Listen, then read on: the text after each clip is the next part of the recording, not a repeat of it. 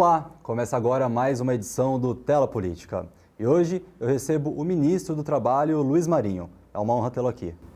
Felipe, a honra é minha. Me cumprimento toda a tua audiência. É um prazer enorme estar aqui e estou à tua disposição. Ministro, eu queria falar um pouquinho com você sobre o seu passado, o seu início na política. Como começou Luiz Marinho na política e como ele chegou hoje ao cargo de ministro do Trabalho do Brasil. Felipe, é uma longa trajetória. Eu nasci em Cosmorama, cresci em Santa Rita do Oeste, puxei enxada, caí lombo de burro, trabalhei na roça, algodão, amendoim, milho, arroz, enfim. Aos 17 anos, para 18, meu pai quis ir para São Paulo, parar na Zona Leste de São Paulo, entrei na Volkswagen aos 19 anos, em 78, e fiquei em registro da Volkswagen 38 anos e meio. Ali eu acabei me envolvendo, primeiro no movimento do bairro. Quando eu cheguei em Parque São Rafael, Zona Leste, era um bairro tudo por fazer. Só tinha um asfalto muito precário na avenida, o resto era barro, não tinha sarjeta, não tinha calçada, não tinha asfalto, não tinha posto de saúde, não tinha quase nada. Acabei me envolvendo ali na luta por melhorias do bairro. Depois, no sindicato, naturalmente, acompanhei toda a evolução da greve de 79, de 80, 82, porque 81 não teve, 83, enfim. 83 eu participo do Congresso dos Metalúrgicos. Naquela greve a diretoria foi cassada. Em 84 fui convidado para compor a diretoria. De cara, 24 anos de idade, tesoureiro do sindicato, 2 mandatos, depois vice-presidente, presidente do sindicato de 96 a 2003. 2002 eu fui candidato a vice-governador na chapa do Gilmino para ajudar a candidatura do Lula, que se elegeu. Fui presidente da CUT de 2003 a 2005. Fui presidente do CONCEP do Lula, representante da sociedade civil 2003 e 2004. Em 2005 ele me convoca para ministro do Trabalho. Fui ministro de 2005 a março de 2007 do Trabalho e da Previdência de março de 2007 a junho de 2008 da Previdência. Me afastei para ser candidato a prefeito em São Bernardo, fui prefeito por 2 vezes, enfim. Cá estamos mais uma vez. Ministro, falar um pouquinho sobre um assunto que deu o que falar nas redes sociais esses tempos. O fim do saque aniversário do FGTS. Explica um pouquinho melhor para a gente isso. Na verdade, eu prefiro explicar para o telespectador o seguinte. Os trabalhadores têm direito a crédito barato. E nós criamos, por sugestão minha, o Lula criou o consignado, a partir da folha de pagamento, os trabalhadores terem acesso a crédito mais barato. Mas, infelizmente, não pegou na iniciativa privada, porque dependia dos empresários fazer um convênio com a instituição financeira para oferecer aos seus funcionários. A maioria das empresas não fizeram. Pegou bem no serviço público, pegou bem nos aposentados e pensionistas, mas trabalhadores, de maneira geral, do privado, pouquíssima gente tem esse acesso. O governo anterior cria, a partir do Fundo de Garantia, o chamado saque aniversário, que na verdade foi muito além disso. A partir desse método, desse programa, os trabalhadores podiam alienar o seu fundo, fazer empréstimo junto à instituição financeira, lastreado na conta do Fundo de Garantia. Isso levou a 2 distorções com o Fundo de Garantia. Primeiro, deixou de cumprir uma essência do Fundo de Garantia, que é proteger o trabalhador no infortúnio do desemprego. Por que deixou? Porque esta lei traz uma restrição. Quem adere ao saque aniversário, ao ser demitido, não pode imediatamente sacar o seu saldo. Vamos imaginar que um trabalhador tenha 30 mil reais no seu saldo no Fundo de Garantia. Fez um empréstimo de 10 mil, está devendo 10 mil reais para o banco.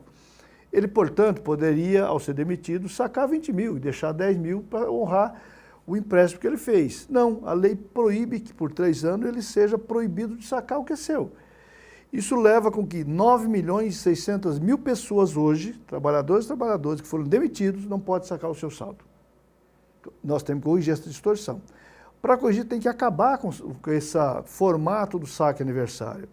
Bom, quer dizer, então, ministro, você está propondo acabar com o direito do trabalhador ter acesso a um crédito barato? Não. Nós estamos propondo que o consignado, a partir da folha de pagamento, valha também para o trabalhador privado. Mas nós hoje tem tecnologia para criar essa condição sem necessitar do empregador ter que autorizar, ter que fazer um convênio com a instituição financeira. A partir da ferramenta e-social e o Fundo de Garantia Digital, é possível que o Ministério do Trabalho administre para cada trabalhador poder entrar na plataforma e solicitar o empréstimo de qualquer instituição financeira, não precisa ser que ele tenha conta. A instituição financeira que melhor oferecer a taxa mais barata para ele. Isso faz com que a gente crie essa condição. Então, o que nós estamos propondo é corrigir uma distorção do Fundo de Garantia para que resgate na condição de que ele vai proteger o trabalhador, que ele, ao ser demitido, possa sacar o que é seu, ao mesmo tempo, reforçar ele como fundo de investimentos.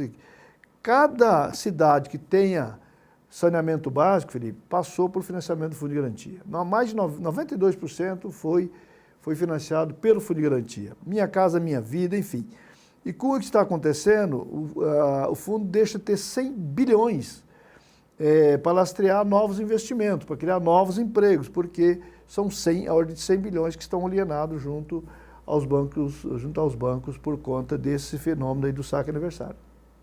Ministro, nós tivemos acesso hoje a um documento, um relatório, que diz que ainda hoje no Brasil as mulheres nos mesmos empregos, nas mesmas funções, recebem 20% a menos do que os homens. Como alterar essa realidade? Que trabalhos o Ministério tem feito? Nós, a partir da Lei da Igualdade Salarial, que o presidente Lula sancionou ano passado, e nós estamos aí trabalhando a partir dos relatórios para que as empresas monitorem a sua própria condição, prestem relatório. Tem uma queda de braço com um grupo de empresas que não quer fornecer esses relatórios para chegar a essa conclusão dos 20% de diferença aqui. E forçar as empresas aí de forma gradativa, resolvendo essa equação. As empresas que não fornecem correm o risco de ser fiscalizadas, ser autuadas, ser multadas. Então a gente espera que as empresas colaborem, ajudem a organizar. Até porque em sã consciência ninguém sustenta que é legal você pagar a profissionais, porque tem sexo diferente, pagar um mais que o outro na mesma função. Não faz absolutamente nenhum sentido isso. Aliás, é estranho ter que ter uma lei obrigando. O natural é que isso fosse a prática natural. Creio que nós vamos avançar nesse sentido. Agora, é preciso também que as empresas olhem no seu plano de cargo e salário, no seu plano de carreira gerencial da empresa, que eles passem a dar mais oportunidade às mulheres, também para cargo de gerência, cargo de chefia, cargo de maior responsabilidade. É um absurdo uma empresa pegar uma mulher profissional, gabaritada, capacitada e deixar no segundo plano em relação ao colega homem. Então, acho que é uma coisa que a sociedade tem que pegar no pé das empresas. Espero que as empresas no tempo vá corrigindo isso. Tenho certeza que isso vai acontecer, mas é mais complicado do que muita gente imagina, pela circunstância que muitas empresas... o cargo da mulher, é preciso que a mulher se disponha a viajar, a mulher não se dispõe. As mulheres se dispõem a viajar. Evidente que você tem um momento, por exemplo, de uma gravidez, uma licença maternidade. Talvez, então, nós tenhamos que lançar mão de uma maternidade, tem o mesmo número de dias de licença do homem e da mulher, para igualar a condição. Se o fato da mulher fazer a gestação de uma criança, ela ser preterida da mesma condição de remuneração e de responsabilidade do marido ou do colega homem, talvez nós tenhamos que pensar, o Congresso Nacional talvez tenha que pensar em equiparar também as condições de licença maternidade e paternidade, para que os homens passem a ter também responsabilidade com a criação dos filhos e filhas, a responsabilidade com o cuidado. A sociedade, de maneira geral, delega às mulheres a política de cuidado da família. Tem o avô, o bisavô necessita de cuidado, a maioria das vezes quem toma conta ou é a neta, ou é a filha, ou é a sobrinha, a mulher da casa, enfim. É preciso que os homens também passem a assumir responsabilidade para equiparar as condições, inclusive de acesso à remuneração igual das mulheres. O ministro falou sobre a inserção das mulheres no mercado de trabalho e em relação a pessoas com deficiência e pessoas LGBTs. Também tem um pensamento parecido? Da mesma forma, você tem a cota de aprendiz e tem a cota das pessoas com deficiência. As empresas, na maioria das vezes, falam, mas não tem profissional para a gente colocar no mercado de trabalho. Então, eu queria dar uma sugestão às empresas que têm que tenha esse argumento? Primeiro, tem que ter um recursos humanos que tenha a responsabilidade de preparar o ambiente daquela empresa para recepcionar uma pessoa com deficiência. Preparar os colegas de trabalho que vão recepcionar, para que eles tenham condições de bem recepcionar, para não ser tratado como um diferente, ser tratado como um ser estranho. As pessoas deficientes têm capacidade de emprego. Aliás, tem algumas funções que o autista talvez tenha mais capacidade, o síndrome de Down, tenha mais capacidade para focar e prestar um bom serviço. Tem uma instituição financeira que descobriu que as pessoas com síndrome de Down, a depender do grau, em área de tecnologia, é um fenômeno. Portanto, tem que olhar isso. Tem que, talvez, pensar o seguinte: a empresa talvez tenha que pensar na cota do aprendiz, colocar pessoas com deficiência, porque ela vai formar o profissional que ela deseja, que ela diz que não tem no mercado. Tá bom, então na cota que ela tem que cumprir de aprendizagem, coloca uma pessoa deficiente. Coloca meia dúzia, coloca 10, coloca metade do que ela tem que cumprir e vai formando os profissionais que ela necessita para, a partir daí, cumprir também a cota que ela tem obrigação de cumprir, sob pena de ser multada, mas a multa é muito baixa, talvez as empresas releguem por isso, mas tem uma questão de cidadania, de responsabilidade social aqui. As empresas gostam muito de falar de responsabilidade social, talvez seja um momento de pensar um pouco nisso. Ministro, durante o período da pandemia, nós tivemos grandes crises no Brasil, inclusive no setor do trabalho. Quais esforços o Ministério tem feito, ainda hoje, porque a gente ainda vê resultados da pandemia hoje no mercado de trabalho? Quais esforços o governo tem feito para fazer isso? Você tem uma distorção criada na pandemia, que foi o trabalho home office, que se fala, trabalho em casa. Isso aqui levou a um processo de distorção. Muitas empresas estão ainda lutando para recolocar, na hora do dia, o retorno das pessoas para trabalhar fisicamente. É evidente que o trabalhar em casa, a depender da função que se tem, ele pode ser combinado, um mix com presencial, com trabalho em casa, melhorar a satisfação, melhorar a qualidade, melhorar a produtividade, tudo isso é preciso ser olhado, mas é preciso cuidar para não haver aqui um processo, muitas vezes, de gerar, inclusive, problemas com estresse mental, que às vezes acaba acontecendo pela ausência daquele ambiente de conjunto de pessoas, se relacionar socialmente, enfim, você tem um conjunto de distorção colocado aqui. O que nós estamos trabalhando é retomar e resgatar a capacidade do Ministério em patrocinar a qualificação, profissionalização, formação profissional.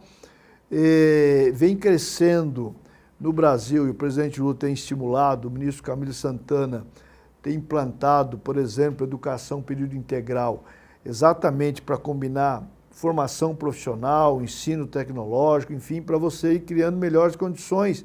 A partir da educação e da formação profissional, você avançar tecnologicamente no mundo do trabalho, porque é uma necessidade do Brasil avançar nas tecnologias, melhorar a sua produtividade, enfim. E cuidar bem do ambiente de trabalho. Um ambiente saudável ajuda a melhorar a produtividade, ajuda a evitar doenças profissionais, acidentes do trabalho, enfim, especialmente doenças relacionadas a um problema de estresse mental. Então, isso é muito importante, que as empresas estejam sempre ligadas nisso. E trabalhar com a saúde laboral, ou seja, técnicas de descanso, técnicas de estímulo que as pessoas seja satisfeito no ambiente de trabalho, exatamente para ter um processo que o Brasil tem padecido, que é melhorar a sua produtividade e, ao mesmo tempo, manter um equilíbrio ali, saúde mental dos nossos trabalhadores. Bom, nós vamos para um rápido intervalo e voltamos já.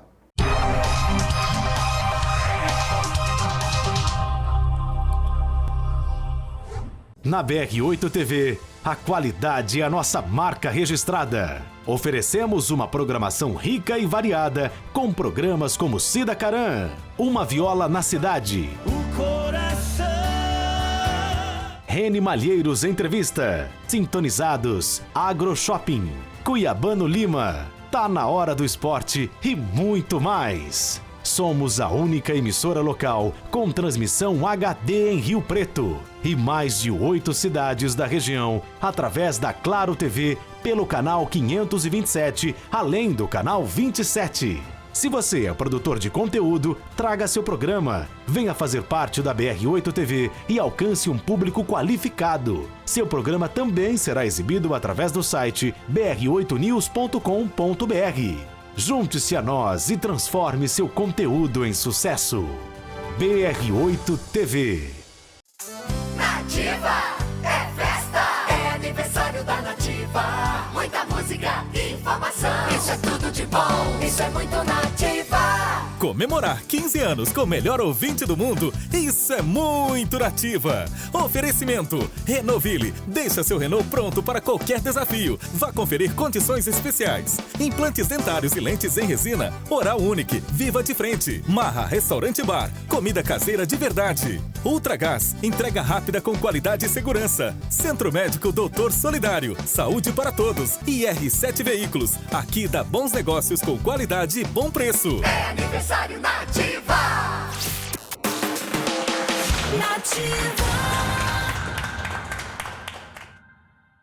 A agricultura familiar é a espinha dorsal da alimentação no Brasil, responsável por mais de 70% dos alimentos que chegam à mesa dos brasileiros. Ela garante a diversidade de produtos frescos e saudáveis, contribuindo para a segurança alimentar e a economia local. Além disso, valoriza as tradições e práticas sustentáveis, promovendo o desenvolvimento rural e a preservação do meio ambiente. Apoiar a agricultura familiar é investir na saúde e bem-estar de toda a nação.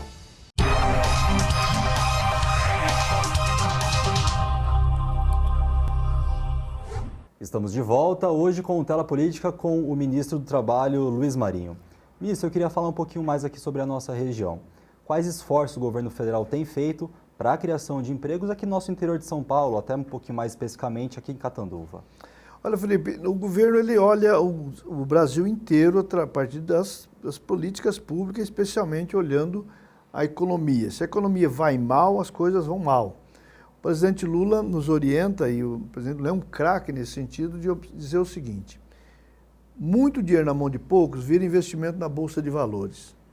Pouco dinheiro na mão de muitos vira consumo, que automaticamente provoca produção, gera emprego, enfim. Então nós temos trabalhado desse jeito, olhando para as políticas públicas, salário mínimo, a política do salário mínimo. Pra você ter uma ideia, não fosse a política de valorização do salário mínimo instituída no governo Lula lá em 2005, a bem da verdade, e sendo trazido do governo Lula 1, 2 e até o governo Dilma, depois interrompido e retomado agora no governo Lula, se não tivesse existido isso, tivesse mantido o que veio até Fernando Henrique, o salário mínimo hoje valeria R$ 742. Olha só a diferença que isso representa. A política de isenção do imposto de renda até 2 salários mínimos, que como diz o Lula, levar até R$5.000, também ajuda a que os menores salários tenham mais capacidade, valor de compra. Isso tudo estimula um processo de crescimento. Isso leva também que os sindicatos lance mão das campanhas salariais com aumento real de salário além da inflação. Isso aconteceu lá nos nossos governos, está acontecendo agora de novo. Ano passado, a maioria dos acordos já foi um processo de retomada, de melhoria da qualidade dos acordos coletivos.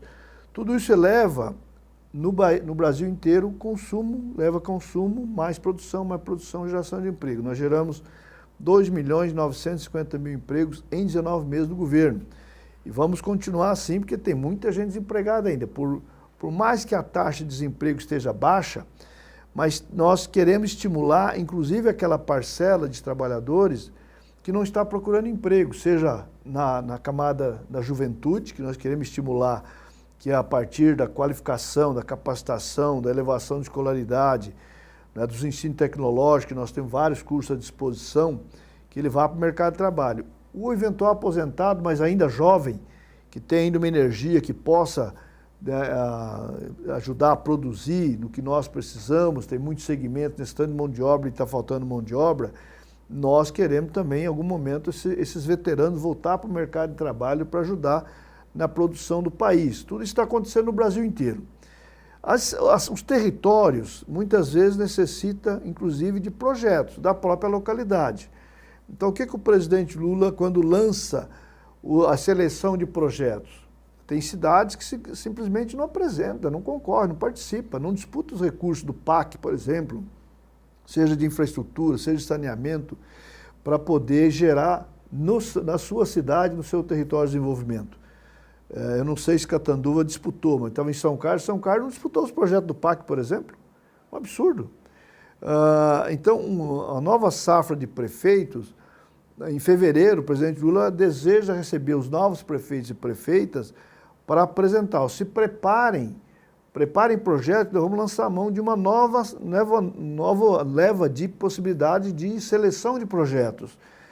Projetos é que gera emprego na localidade, além da produção normal, evidentemente as empresas de metalurgia, química, tal, enfim, de serviços, com medida que a economia cresce, gera também. Mas você pode incrementar a partir do desenvolvimento da própria cidade. Uma cidade que cria um novo polo industrial, uma cidade que lance mão em um programa de tecnologia, de startups, enfim, a partir do papel das universidades para ser criada.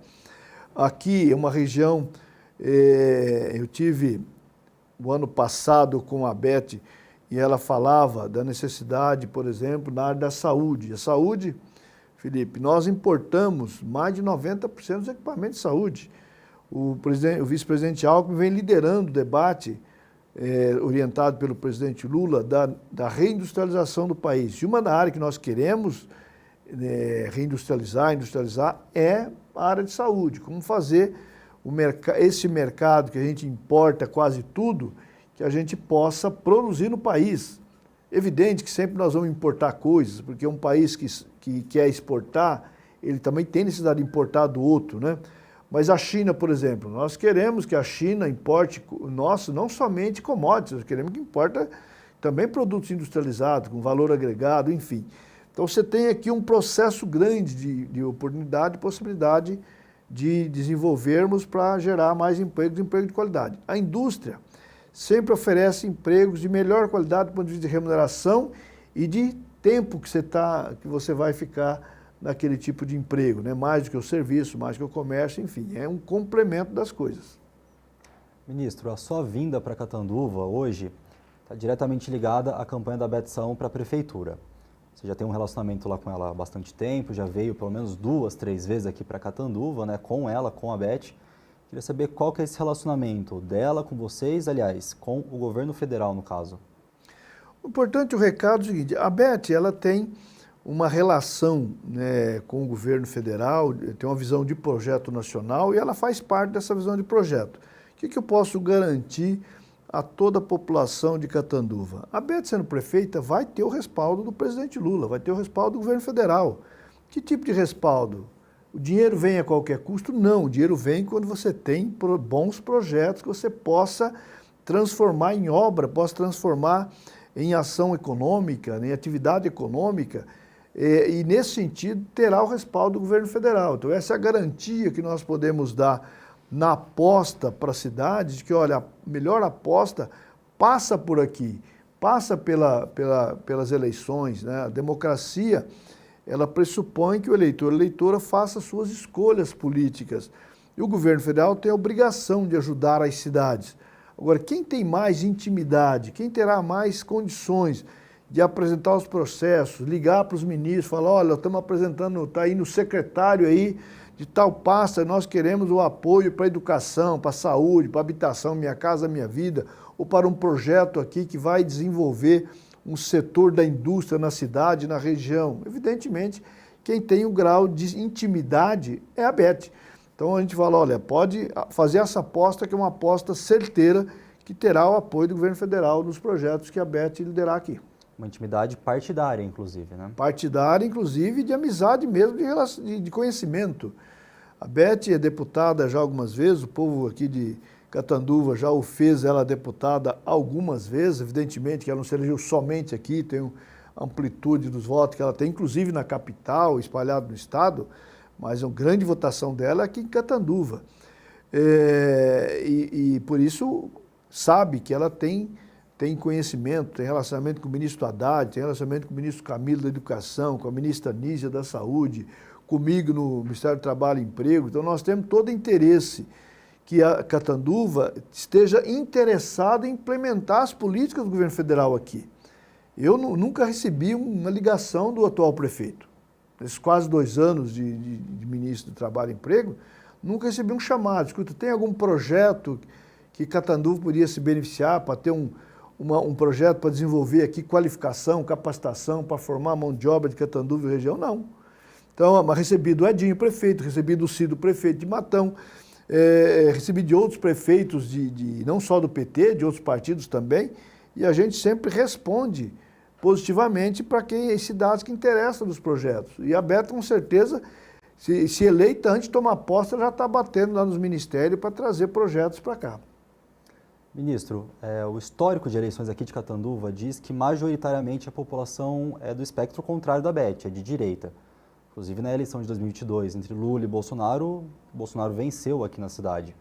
Como convencer esses eleitores, na visão de vocês, que trabalho está sendo feito, a justamente deixar isso de partido de lado e votar no melhor para a cidade, que é o entendimento de vocês? A cidade já elegeu o Félix 2 vezes aqui, soube que o Félix fez um bom trabalho aqui. A diferença do PT para os outros partidos é que o PT tem uma visão nacional. Tem uma visão nacional e tem uma visão social. Então vai buscar cuidar bem das pessoas que necessitam. Que o presidente Lula fala, governar é cuidar das pessoas a partir das políticas públicas. Então você tem política pública direcionada às crianças, à juventude, aos idosos, às mulheres, às gestantes. Então isso é cuidar das pessoas. E nós temos, e o governo federal tem políticas para tudo isso. Então, portanto, pode apoiar um governo que tem esse tipo de relacionamento. Eu não tenho dúvida que o povo de Catanduva, com o Beth prefeita, ganhará muito do ponto de vista de respaldo do governo federal para desenvolver os projetos de políticas públicas aqui. E é preciso considerar o seguinte, o momento de disputa é na eleição. Passou a eleição, nós temos que buscar governar com todo e qualquer prefeito e prefeita, vereador e vereadora, independente do partido que seja. Então, é preciso ter essa boa lição. E o governo Lula recebe os prefeitos das marchas de prefeito de todos os partidos que têm interesse em mandar projeto. Eu citei o exemplo de São Carlos. Agora, se o prefeito não apresenta um projeto, por exemplo, em final de 22 teve as enchentes, aconteceu na Araraquara, morreu gente em São Carlos. O prefeito Edinho foi em busca, antes do Lula tomar posse, para buscar apoio das empresas, para fazer um bom projeto e apresentar ao governo quando tomasse posse. O governo, então, 8 de janeiro, no dia da fatídica tentativa de golpe, antes de saber disso, o Edinho entregou um projeto ao presidente Lula, o projeto está aqui, nós precisamos disso. O prefeito de São Carlos entregou uma carta pedindo dinheiro. Mas você não pede dinheiro, você não está pedindo o filho pedindo dinheiro para o pai, para o sogro, ou para o tio, ou para o avô, me dá um dinheirinho aí para ele ir no boteco tomar uma guaraná.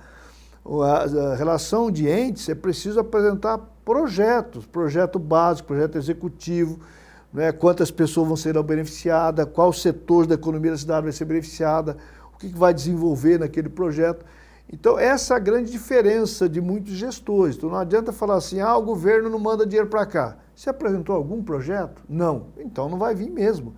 Então, você tem que transformar isto em projeto. E, seguramente, a Beth, que está escolada, sabe bem disso, não é? E não vai perder tempo com essas oportunidades. Em fevereiro, nós devemos receber os novos prefeitos e prefeitas, o presidente já disse dessa intenção, para colocar o governo à disposição para dizer, olha, onde o governo federal pode apoiar, quais projetos, qual desenvolvimento que nós podemos colocar à disposição dos novos prefeitos e prefeitas.